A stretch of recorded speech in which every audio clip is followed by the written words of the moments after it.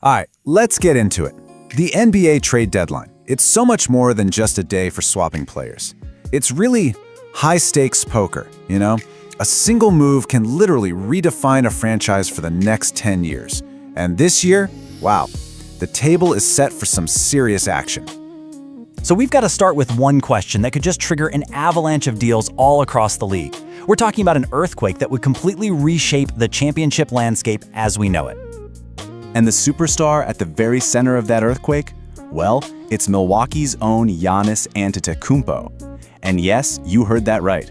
Multiple sources are suggesting the Bucks might actually be listening to offers for their two-time MVP. It's kind of wild.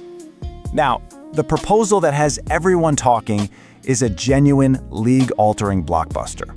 So on one side, Portland would land Giannis, which would instantly rocket them into title contention. And in return, Milwaukee would basically launch a full-scale rebuild. They'd get proven guys like Jeremy Grant, a defensive beast in Robert Williams, a top prospect like Scoot Henderson, and just a massive, massive haul of future draft picks. This really highlights the strategic tightrope that Portland's front office is walking. I mean, it's not just about getting a superstar, it's about doing it without absolutely destroying your salary cap.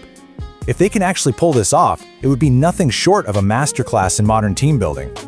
But here's the thing, a trade this big is never just about two teams.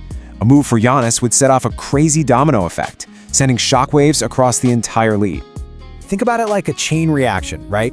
Once that huge star moves, his old team often just starts a fire sale. They're looking to trade other valuable pieces for future assets. And then, all of a sudden, contenders who missed out on the superstar, they have to pivot to plan B. And a whole new wave of players who weren't even available yesterday are now on the market. So in a scenario like that, who's the next domino to fall? Well, a lot of experts are pointing right at Sacramento's Domantas Sabonis. He's an all-star for sure, but it's this combination of his recent performance and the Kings' own financial pressures that make him a really likely trade candidate. And hey, the data really backs this up. According to ESPN, his numbers in January have dipped, below his usual all-star level. Now, for a team like Sacramento that might be looking to shed future salary, this little dip in production can make that really tough decision to trade a star player just that much easier. But what's really truly driving all of this? More than ever before, it's not just about the talent on the court, it's about the money. The NBA's new collective bargaining agreement has created this intense financial pressure that dictates pretty much every single move a team can make. So let me introduce you to the boogeyman of every NBA front office, the second apron. The best way to think of it is like the league's hard credit limit. If you go over it, your team's finances basically get frozen. You can't make certain trades, you can't sign key free agents, you're pretty much stuck. And that's exactly why teams like the Cleveland Cavaliers are reportedly desperate to get under this line. And you can see it right here.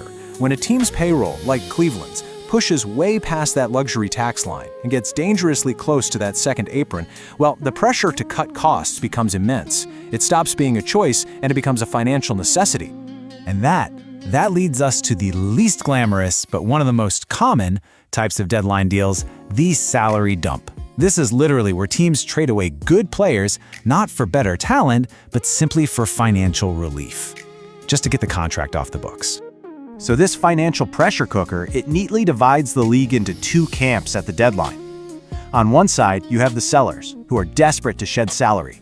And on the other, you have the opportunists, who are just waiting to take advantage of that desperation. So here's how it plays out. You've got a seller, like the Chicago Bulls, who might trade a really valuable player like Nikola Vucevic just to get his big contract off their books and grab some future assets. Then, on the flip side, you've got an opportunist, like the Utah Jazz, who uses their available cap space like a weapon. They can basically tell other teams, hey, we'll absorb that contract you don't want, but it's going to cost you some draft picks. And for Utah, a key weapon here is their massive $18.38 million traded player exception. Just think of it like a giant gift card that can be used to absorb another team's unwanted salary. This makes them a major player in almost any big trade, and it lets them collect valuable assets just for being financially flexible. So as that clock ticks down, that's really the ultimate question, isn't it? With a superstar potentially on the move, a league-wide domino effect just waiting to happen, and this crushing financial pressure forcing teams' hands, the decisions made right now are going to echo for years. We're about to find out who's building a champion and who's creating the next great cautionary tale.